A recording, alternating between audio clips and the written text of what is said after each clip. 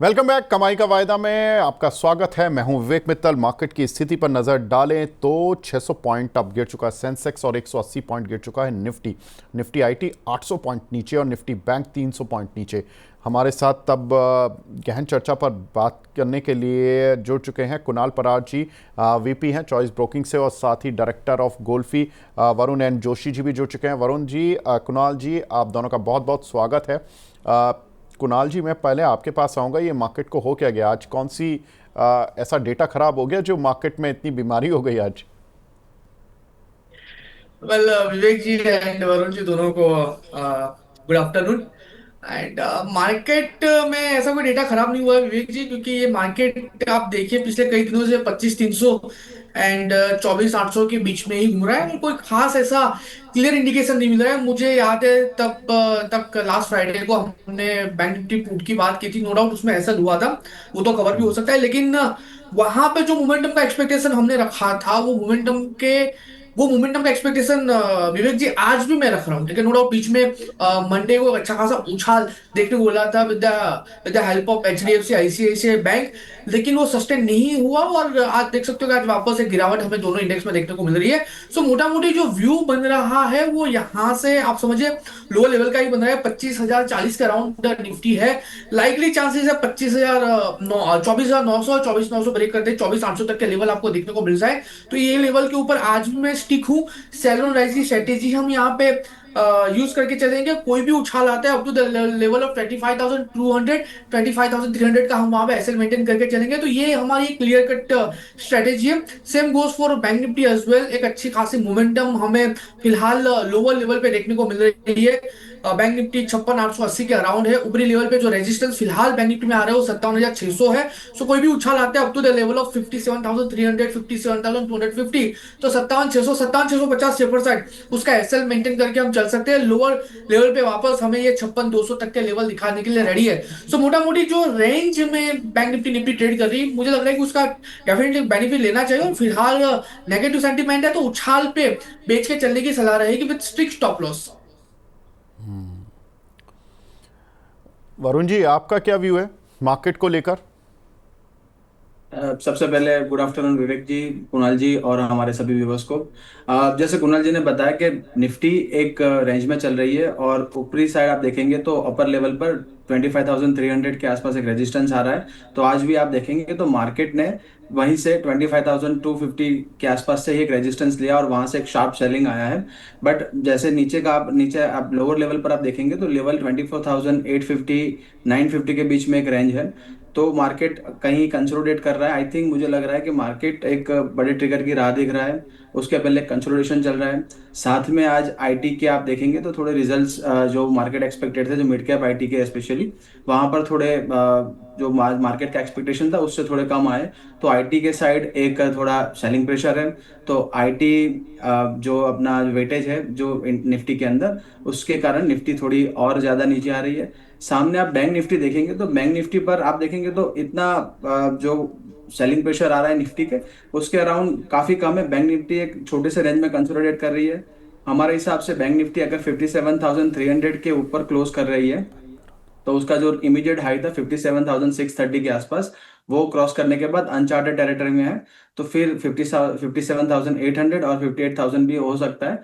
But पहले यहाँ पर मार्केट थोड़ा कंसोलिडेट करे, बेस बना के बाद में ऊपर जाएगा। तो बैंक निफ्टी में थोड़ा बुलिश यहाँ पर दिख रहा है, अभी नहीं है। बट 57,300 के ऊपर अगर मार्केट क्लोज होता है तब हो सकता है बैंक निफ्टी में एक ट्रेड बन सकता है। जी भैया जी। कुणाल जी, ये बताएं कि ये आईटी निफ्टी कहाँ रुकेगा? ये 800 पॉइंट आज नीचे गिर गया है, तो ये आईटी शेयर कोई खरीदना चाहिए? देखिए, इन्फोसिस के नतीजे खराब नहीं आए थे, लेकिन खराब आए थे कोफोर्ज के, परसिस्टेंट के, सिग्निटी के, जिन्होंने कि मार्केट का मूड खराब कर दिया। एक समय हम आईटी को इसलिए पीट रहे थे कि जी लार्ज कैप के नतीजे अच्छे नहीं आ रहे, मिड कैप के अच्छे आ रहे हैं। उस समय पर एलटीआई, माइंडट्री, टेक महिंद्रा, उन्होंने इंडेक्स को संभालने की कोशिश की, लेकिन टीसीएस और एचसीएल ने काम खराब कर दिया। आज मिड कैप के खराब हैं, इन्फोसिस नहीं बचा पा रहा। सर, हो क्या रहा है इसमें, क्या करें? वेल कुछ दिनों से निफ्टी आईटी थोड़ा सा अंडर प्रेशर चल रहा है, नो डाउट। रिजल्ट की सीजन चालू हो गई है। एक पॉजिटिव व्यू वहां पे बन रहा था कि यहाँ से रिजल्ट के बेस पे एक अच्छी खासी मोमेंटम हमें देखने को मिल सकती है, लेकिन वो धरा का धरा रह गया। कोई अच्छी खासी मोमेंटम फिलहाल नहीं देखने को मिल रही। Coforge Persistent Mphasis on an average 7 से 8% डाउन है। निफ्टी आईटी ओवरऑल इंडेक्स की बात करूँ तो फिलहाल डाउन ट्रेंड में चल रही है। 36,127 है। मुझे लग रहा है कि यहाँ से और भी थोड़ी सी गड़बड़ हमें देखने को मिल सकती है, और उसके बेस पे ये इंडेक्स 34,500 तक के लेवल आपको दिखा सकता है। 34,500 यानी कि 1600 पॉइंट की और कमी हमें यहाँ पे ये इंडेक्स में देखने को मिल सकती है। सो व्यू तो मेरा बिल्कुल अवॉइड करके चलने का है निफ्टी आईटी स्टॉक और निफ्टी आईटी इंडेक्स को। अगर 34,500 के अराउंड आता है एंड वहां पे अगर आपको पोजीशन बना के चलने की वहां पे अगर आपको पोजीशन बना के चलना है तो चल सकते हैं। सो फिलहाल उसको अवॉइड करें। 34,500 के अराउंड आप पोजीशन बना के चल सकते हो, और वहां पे सिलेक्ट स्टॉक की हम बात करेंगे जहां पे आपको इन्फोसिस के ऊपर फोकस करना है और एचसीएल टेक के ऊपर फोकस करना है। बाकी के जो मिड कैप काउंटर है जो आज के दिन में पिटे हुए हैं, उनको थोड़ा सा और पिटने दे, थोड़ा सा वेट करिए। जब वो अपने आप को संभालते हैं तब हम वहां पे बाय करके चलेंगे। फिलहाल टोटली अवॉइड करके चलने की सलाह है निफ्टी आईटी और उसके शेयर्स को। ठीक है, तो निफ्टी आईटी और उसके शेयर्स को अभी थोड़ा सा संभल के चलें। अभी इनको बाय करने की जल्दी नहीं करनी है फिलहाल के लिए, और जब बाय करना है तो उसमें एक काउंटर आप अपनी लिस्ट में लगा कर रखें, वो है इन्फोसिस। और बाकी कोफोर्ज, परसिस्टेंट सिस्टम, इस तरह के जो मिड कैप शेयर हैं वो जब पिट लेंगे ढंग से और जब रुक जाएंगे पिटना, तब देखेंगे, एक बार रिव्यू करेंगे कि अब किन लेवल्स पर उनको बाय करना है। गौरव तिवारी जी का सवाल है, वरुण जी, महिंद्रा एंड महिंद्रा इन्होंने 3400 की कॉल ली है अगस्त की 64 रुपीज़ पर, 3400 की स्ट्राइक 64 पर। देखिए, महिंद्रा एंड महिंद्रा एक ऐसा शेयर है जो कि फिर भी रिजीलियंट दिखा रहा है, काफ़ी अच्छा ब्रेकआउट देने के बाद काउंटर में मूव भी आता है। लेकिन आज चूंकि मार्केट वीक है तो थोड़ा सा उस पर भी इम्पैक्ट तो है, लेकिन उतना खराब नहीं है अभी भी। 14 रुपये गिरा हुआ है, आधा परसेंट, जिस तरह का सेंसेक्स निफ्टी दिख रहा है। सर क्या करें महिंद्रा एंड महिंद्रा पर? विवेक जी, जैसे महिंद्रा एंड महिंद्रा आप देखेंगे तो तीनों टाइम फ्रेम, जैसे आपका बड़ा टाइम फ्रेम आप ले लें, monthly time frame, weekly time frame या डेली टाइम फ्रेम, कोई भी स्विंग टाइम फ्रेम पर आप देख लेंगे तो महिंद्रा एंड महिंद्रा काफ़ी अच्छा स्ट्रक्चर है। एक अपना 3200 का एक लेवल था, वहां से भी एक ब्रेकआउट करके स्टॉक ट्रेड कर रहा है 3250 के आसपास। अब हम जो हमारे व्यूवर्स है उन्होंने कॉल ली है 3400 की अगस्त की, तो जरूर यहाँ पर एक थोड़ा मोमेंटम उनको चाहिए। बट अब उनके पास एक टाइम वैल्यू अभी बाकी है, क्योंकि अभी तो जुलाई एक्सपायरी चल रही है और अगस्त एक्सपायरी बाकी है। तो होल्ड कर सकते हैं यहाँ पर एक अपना स्ट्रिक्ट स्टॉप लॉस लगा के। बाकी चार्ट तो यहाँ पर बहुत ही पॉजिटिव है और आगे मोमेंटम बन सकता है। अनचार्टेड टेरिटरी में विवेक जी ट्रेड कर रहा है, 33,303 के आसपास अगर जाएगा तो अनचार्टेड टेरिटरी में होगा, और फिर वहां पर जो कंसोलिडेशन है 200 पॉइंट्स का, तो वो अचीव होता दिख रहा है। तो करीबन 3400 का टारगेट बन सकता है नेक्स्ट मंथ के अंदर। तो अभी मेरी सलाह रहेगी कि आप 3400 का अगस्त का कॉल है, एक स्टॉप लॉस के साथ अपना जो रिस्क रिवॉर्ड है उसके साथ बने रहिए। ठीक है। दीपेश कौंडुल जी हैं, मैरिको की पुट के बारे में पूछ रहे हैं, सर प्रॉफिट बुक करें या नहीं करें? इन्होंने, कुणाल जी ये बताएं, मैरिको में इन्होंने रेट नहीं लिखे हैं कि मैरिको की पुट में कितना पैसा इनको बन रहा है, लेकिन क्या लग रहा है अगर मैरिको की कोई पुट किसी भी लेवल पे ली हुई है तो मैरिको का स्टॉक पैटर्न देखकर बता दीजिए, चार्ट पैटर्न, कि कहां पर सपोर्ट है तो वहां पर ये अपनी पुट कवर कर लें। बल आज के दिन में 2-2.5% डाउन है, और जो सपोर्ट आ रहा है वो 698 697 की बात कर रहा हूँ मैं। फ्यूचर के लेवल की बात कर रहा हूँ, 698 697 ये स्ट्रॉन्ग सपोर्ट है। पहले भी इसी लेवल के अराउंड का सपोर्ट लेके मैरिको ने अच्छी खासी हमें बाउंस बैक दिखाई थी। तो 698 697 आता है तो प्लीज वहां पे आप पुट अपना जो है वो प्रॉफिट बुकिंग करके चले जाइए। सर ऑप्शन में तो फिर उतना ज़्यादा मिलेगा नहीं या मिल जाएगा? क्योंकि अगर ये 5-6 रुपए का ही गेम रह गया है इसमें, तो निकल जाए, पैसा तो बन ही रहा है। वेल अगर पैसा बन रहा है तो मैं कहूंगा निकल जाना सही रहेगा, क्योंकि अभी एक्सपायरी में ज्यादा दिन बाकी नहीं है, और 698 मतलब जैसा आपने कहा बराबर है, 5-6 पॉइंट की मोमेंटम बाकी है। टाइम डी की अपना खेल ऑलरेडी शुरू कर चुका है। सो मैं कहूंगा अगर प्रॉफिट मिल रहा है तो विदाउट एनी डीले यहाँ पे बुक करके चलना चाहिए। ठीक है। वरुण जी ये बताएं, एसबीआई पर 840 की कॉल ले सकते हैं क्या नेक्स्ट मंथ की? विवेक, जैसे मैं एसबीआई का चार्ट देख रहा हूँ तो एक कंसोलिडेशन जोन में चल रहा है। स्टॉक ने हालांकि लास्ट वीक ब्रेकआउट करने की कोशिश करी थी, बट 840 से ही रिजेक्शन मिला है प्राइस को। और अभी जो प्राइस है वो डाउन ट्रेंडिंग चल रहा है। ऑस्किलेटर जो मोमेंटम ऑस्किलेटर है वो भी अभी सपोर्ट नहीं कर रहे हैं। तो आई थिंक मेरी सलाह रहेगी अभी आप 840 का जो ओटीएम कॉल है, out of the money call, वो खरीदना नहीं चाहिए। और वहां पर अभी वेट एंड वॉच का सिचुएशन देखना चाहिए। अगर 802 के आसपास आता है, वहां पर सपोर्ट लेके अगर स्टॉक वापस ऊपर आता है, तब आप पोजीशन बना सकते हैं। बट हाल फिलहाल मैं सलाह दूंगा कि एसबीआई में अभी कोई लॉन्ग पोजीशन अवॉइड करनी चाहिए। ठीक है कुणाल जी, पेटीएम पर व्यू देखिए, कल मार्केट में मूवमेंट था और मतलब जो तेज मूवमेंट था पॉजिटिव साइड पर तब भी चला, आज मार्केट नेगेटिव है तब भी चला, अभी भी डेज हाई पर चल रहा है। क्या शानदार काउंटर आज ये परफॉर्म करता हुआ दिख रहा है। ये लॉस टू प्रॉफिट आई थी, पहली बार इसको प्रॉफिट के दर्शन हुए एक क्वार्टरली बेसिस पर। और ये बोल रहे हैं कि सर पेटीएम 1051 पर बाय किया हुआ है, अभी इनको कुणाल जी 60 रुपये से ज़्यादा मिल रहे हैं, बोल रहे हैं कि अभी इसमें प्रॉफिट बुक कर लें या होल्ड करें अभी।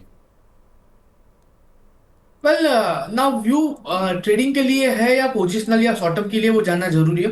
क्योंकि अगर ट्रेडिंग के लिए है तो मैं कहूंगा थोड़ा सा वेट कर लीजिए। ब्रेकआउट स्टॉक ने दिया हुआ, उसका जो प्रीवियस टॉप था 1062, उसके ऊपर स्टॉक सस्टेन हुआ है। कल के दिन में क्लोजिंग भी आया था। आज के दिन में जो inverted head and shoulder formation है उसके नेकलाइन के ऊपर स्टॉक सस्टेन हो रहा है। अगर हम वीकली चार्ट की बात करें, और कल लास्ट डे है, अगर कल के दिन में भी अगर स्टॉक 1110 के ऊपर क्लोजिंग आता है तो वहां पे हमें कंफर्मेशन मिल जाएगा फॉर्मेशन ब्रेकआउट का। उसके बेस पे ये स्टॉक 1700 तक के भी लेवल आपको दिखा सकता है ना। यहाँ पे दो व्यू है। अगर ट्रेडिंग के लिहाज से है तो थोड़ा सा वेट कीजिए, 1130 1140 पे बुक करके जा सकते हैं। अगर medium term to long term के लिए है तो थोड़ा सा वेट और कर लीजिए, क्योंकि आने वाले दिनों में ये 1700 तक के भी लेवल आपको दिखा सकता है। सो अकॉर्डिंग टू व्यू आप इसको कैरी करके चल सकते हो। तो 1110 के ऊपर आप बता रहे हो कि अगर ये कल की क्लोजिंग दे जाए तो वीकली क्लोजिंग होगी वो। एग्जैक्टली अगर 1110 वीकली क्लोजिंग आ जाता है तो मीडियम टर्म में अच्छे खासे 1700 तक का लेवल ये स्टॉक दिखाने के लिए रेडी हो जाएगा। अरे वाह, ये तो मतलब 600 रुपये का मूव यहाँ से मिल जाएगा, ये तो मल्टी बैगर बन जाएगा इन टर्म्स ऑफ रिटर्न। चलिए पेटीएम पर तो बहुत फिर कीनली वॉच रखनी होगी। देखिए ये दर्शकों को बता दें कि एक होता है इंट्राडे, इंट्राडे में जो चार्ट देखा जाता है कि पूरे दिन में चार्ट, घंटे में, कुछ लोग आवरली चार्ट देखते हैं, कुछ मिनट चार्ट देखते हैं, कुछ कैंडल्स होती हैं जो कि बहुत से लोग देखते हैं डेली चार्ट, कुछ लोग देखते हैं वीकली चार्ट, कुछ लोग देखते हैं मंथली चार्ट। तो ये जो वीकली वाला जो चार्ट होता है उसको फ्राइडे की क्लोजिंग से लिया जाता है, मंथली चार्ट को मंथ एंड का जो लास्ट ट्रेडिंग डे होता है उसकी क्लोजिंग के हिसाब से लिया जाता है। इंट्राडे चार्ट के अपने अलग जो मैंने बताया कि आवरली पर देखते हैं, मिनट्स पर देखते हैं, तो सबके अपने अपने पैरामीटर्स हैं जो सेट करना चाहता है। तो सर बता रहे हैं वीकली चार्ट, यानी कि कल 1110 के ऊपर अगर ये निकला तो 1700 जाएगा। अब आपको कल तक का इंतजार करना होगा और इसको बहुत बारीकी से देखता रहना पड़ेगा। स्क्रीन पे लगा के रखिए सर, क्योंकि बड़ा रिटर्न मिल भी सकता है। एक सवाल है सैनी साहब का, बजाज फाइनेंस की 960 की स्ट्राइक की कॉल ली हुई है इन्होंने 42 रुपये पर, 42 पर। वरुण जी क्या करना है इस पर? बिल्कुल विवेक जी, बजाज फाइनेंस का सर स्ट्रक्चर में देख रहा हूँ तो एक ब्रेकआउट देने की कोशिश कर रहा है। काफी दिनों से एक रेंज में था, करीबन 880 से लेके 950 के आसपास।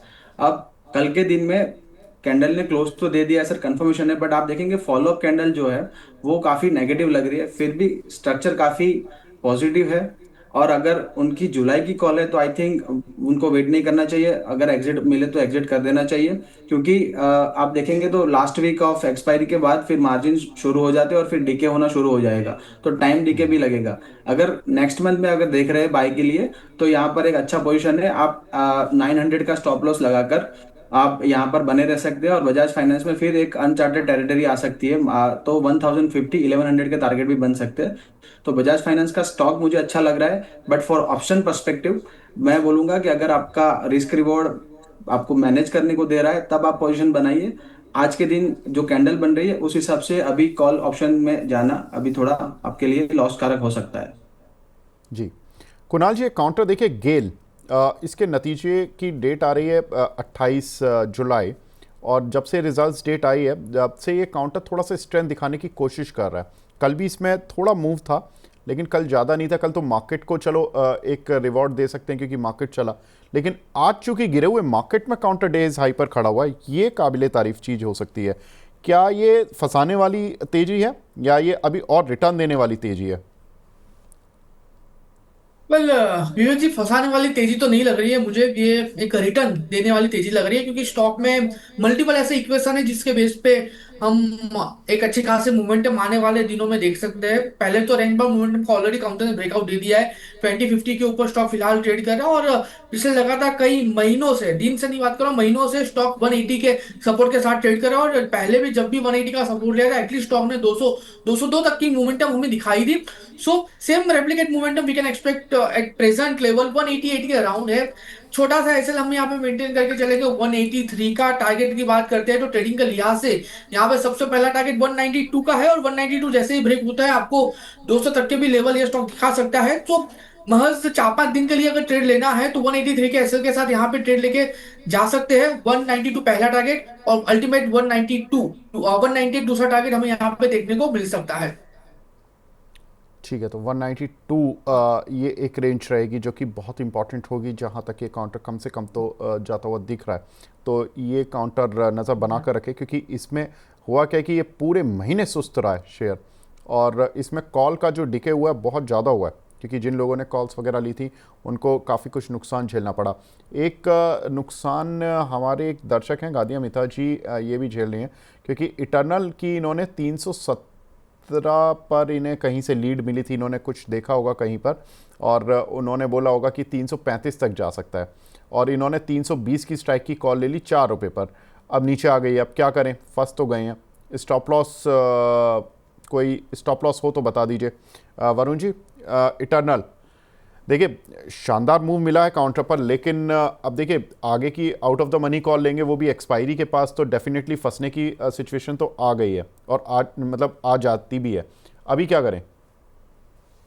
जी विवेक जी, आपको सर हमने जब वीकली हम मिले थे लास्ट फ्राइडे, तब इटर्नल पर हमारी बात हुई थी। हमारा स्टांस पॉजिटिव था, और फिर मार्केट ने वो स्टांस जो हमारा था उस हिसाब से ही यहाँ पर काम किया है। उसके अर्निंग्स के बाद भी स्टॉक काफी अच्छा परफॉर्म कर रहा है। जैसे आपने बताया राइटली कि अभी एक्सपायरी आ रही है, एक्सपायरी के अब 6 दिन ही बचे, आप आज का दिन निकाल दे तो आउट ऑफ द मनी आप लेंगे तो कॉल में आप डीके होने के चांसेस ज्यादा है।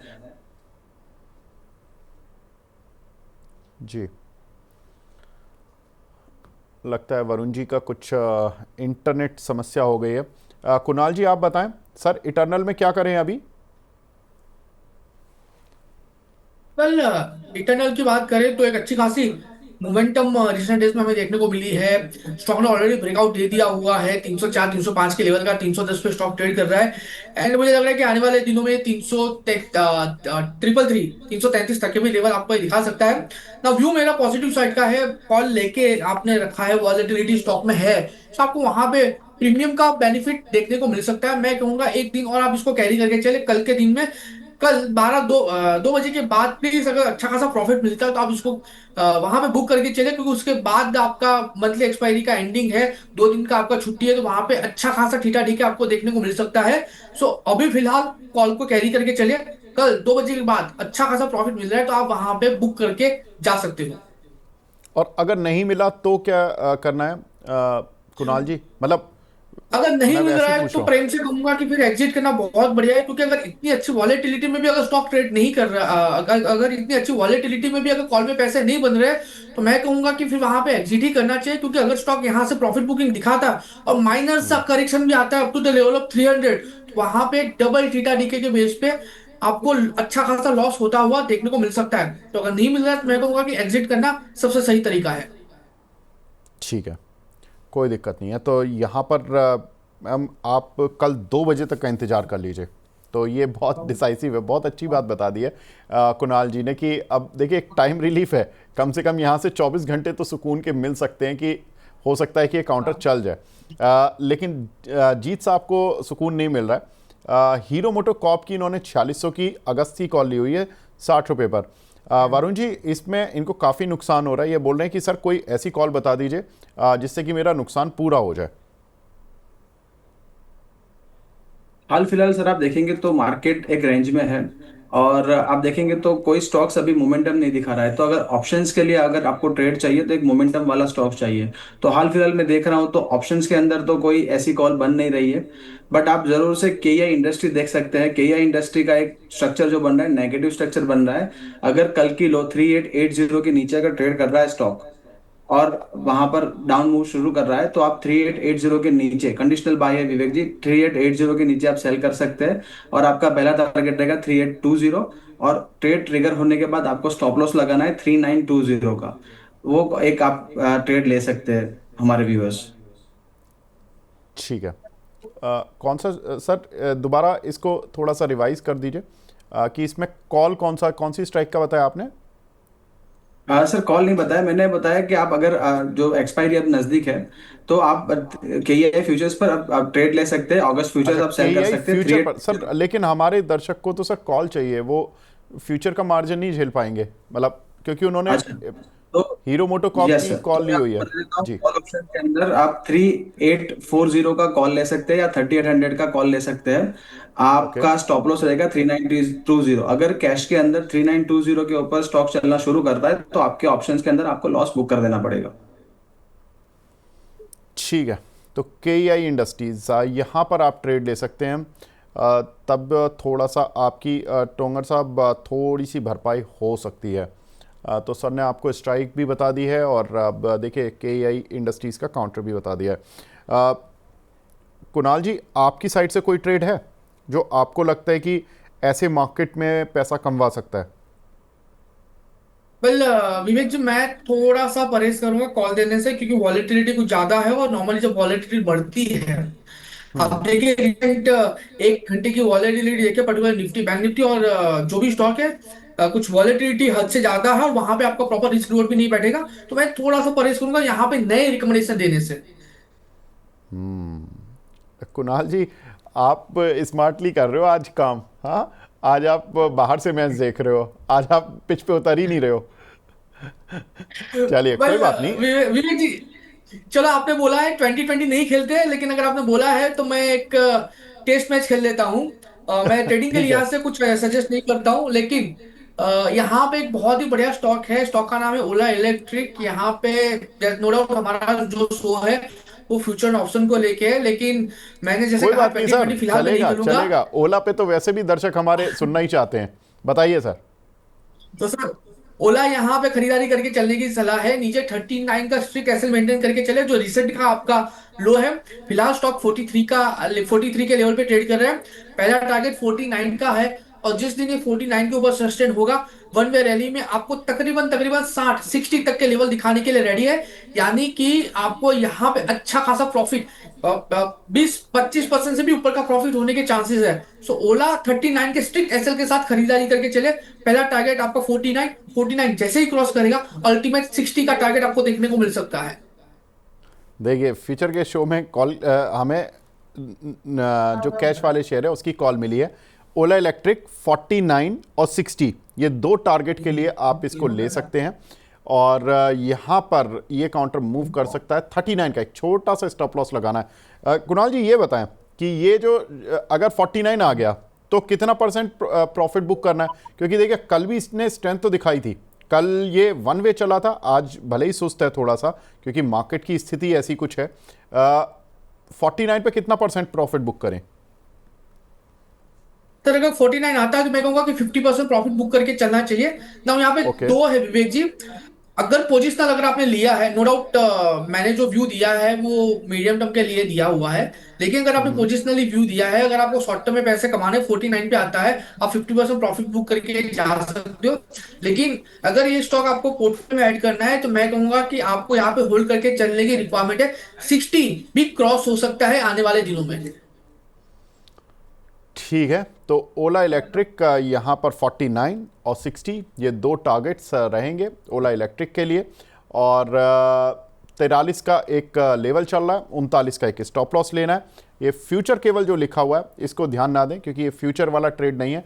फ्यूचर वाला हमारा प्रोग्राम जरूर है, लेकिन ये ओला इलेक्ट्रिक केवल कैश में लेना है आपको। तो 49 रुपये और 60 रुपये, ये दो टारगेट्स हैं इस काउंटर के लिए। और कुणाल जी कह रहे हैं कि इसमें 49 रुपये आएगा तो 50% आप अपनी आधी पोजीशन कट कर लेना, 60 रुपये आएगा तो अपनी पूरी पोजीशन से एग्जिट कर सकते हैं। वैसे 60 रुपये के आसपास हम कुणाल जी से फिर पूछ लेंगे, हम तो 49 पे भी नहीं छोड़ेंगे कुणाल जी को, हम तो कुणाल जी से पूछ लेंगे कि 49 पे अभी कितनी कन्विक्शन लेवल है, क्योंकि कई बार क्या होता है ना, कन्विक्शन लेवल मार्केट के हिसाब से चेंज हो जाती है। मार्केट अगर थोड़ा सा सारे ट्रिगर पॉजिटिव हो रहे होते हैं तो प्रॉफिट बुक करना है, मान लीजिए 50% पहले से प्लान किया हुआ है, मार्केट स्ट्रांग है, सारे सेंटीमेंट ठीक हैं, तो हो सकता है कुणाल जी का मूड बदल जाओ, बोले कि वो 30% ही बुक कर लो। कुणाल जी ऐसा भी हो सकता है क्या? वेल डेफिनेटली आपने जो कहा परफेक्टली मार्केट की नस आपने पकड़ी है, क्योंकि मार्केट के डायनेमिक्स पल पल चेंज होते हैं। पहले निफ्टी जो अभी 170-180 पॉइंट डाउन था, फिलहाल सिर्फ और सिर्फ 120 पॉइंट डाउन है। सो ये नहीं, डायनेमिक चेंज होते रहते हैं ना। उस टाइम पे हमें ये देखना है कि ओला इलेक्ट्रिक अगर 49 के ऊपर अगर सस्टेन होता है कि नहीं होता, वहां पे कितना वॉल्यूम हुआ है। अगर अच्छा खासा वॉल्यूम हुआ है तो फिर घबराने वाली कोई बात नहीं, मतलब में रैली जो हुई है वो वॉल्यूम के सपोर्ट के साथ हुई है। तो यस डेफिनेटली अगर 49 आता है तो हम यहाँ पे वापस उसको रीएनालाइज करेंगे और फिर एक नए लेवल भी वहां पे दे सकते हैं। ठीक है। रविकांत गुप्ता जी हैं, वो बोल रहे हैं कि इन्फोसिस की कॉल ली हुई है उन्होंने 1600 की, वरुण जी 25 रुपये पर, अगस्त की कॉल है, बोल रहे हैं कि इसको रख लें क्या? सर फंसा तो दिया आज इन्फोसिस ने, अच्छे रिजल्ट्स दिए, सब लोग खुश थे, कल एडीआर भी देखा तो ग्रीन में था, करीब 2% ऊपर था, लेकिन काउंटर फंसा गया आज, क्या करें सर? विवेक जी, मैं इन्फोसिस का चार्ट जैसे देख रहा हूँ, रिजल्ट काफी अच्छे हैं, एडीआर भी आपने बताया जैसे प्लस था, बट यहाँ पर देखेंगे तो स्ट्रक्चर काफी वीक है। डेली चार्ट्स पर भी आप देखेंगे तो 200 एसएमए के नीचे चल रहा है इन्फोसिस, और वीकली चार्ट्स पर भी आप देखेंगे तो लास्ट मूव था वो वीकली 200 के आसपास से काफी स्ट्रेच चुका था, वहां से एक आया था, और करीबन वीकली के जो रेजिस्टेंस जोन थे वहीं से रिजेक्शन मिला है प्राइस को। तो मेरी सलाह रहेगी आपको एग्जिट करके लॉस बुक करना चाहिए। आई थिंक यहाँ पर कोई मोमेंटम अपसाइड वाला बन नहीं रहा, और यहाँ पर दूसरा आप देखेंगे तो और ब्रेकडाउन यहाँ पर देखने को मिल रहा है। अगर स्टॉक्स 50-40 के नीचे अगर क्लोज होता है तो और डाउन साइड पॉसिबल है, तो आई थिंक क्लाइंट को यहाँ से एग्जिट लेना ही सही रहेगा। Last question of the day, Manas ji का सवाल है एनटीपीसी पर।